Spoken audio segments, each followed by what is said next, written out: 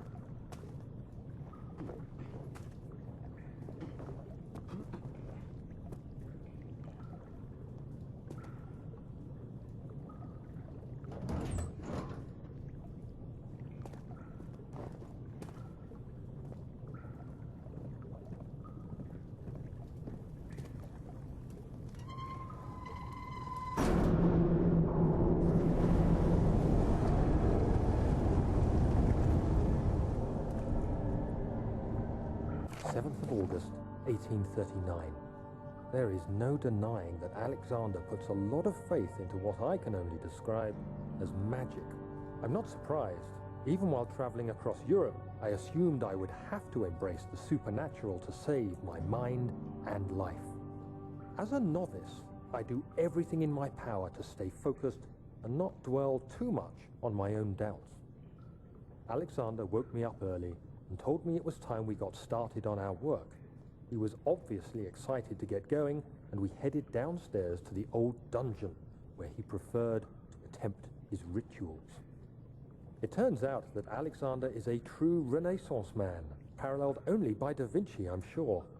He showed me several rooms fitted for specific research, such as anatomy studies, alchemy, and botany. The crown of Brennenburg must be the inner sanctum, a most hallowed ground where we shall attempt to permanently banish the orb's shadow.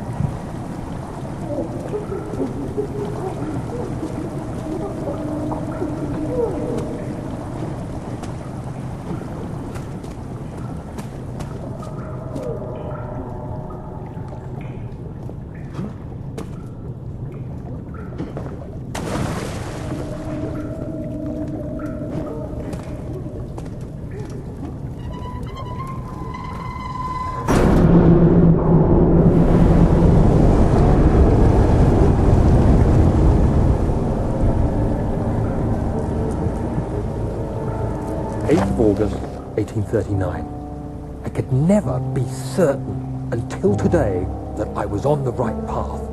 Using my orb, Alexander managed to channel its power unto us. The inner sanctum flared with blue, fiery light, and I could feel the same things I felt in the dark chamber in Algeria. It was like standing in a mad whirlpool of impressions. It was terrifying. But Alexander kept calm and wielded strange tools of science in order to tame the storm. Suddenly, the blue light was stained by strains of red, and the walls burst with pulsating tissue resonating with the scene. Alexander quickly covered the orb in some cloth, and the unspeakable thing vanished. Apparently, the orb's shadow is closer than Alexander thought. He said I should prepare for a warding ritual tomorrow. I'm not sure what he expects, but I have a bad feeling about this.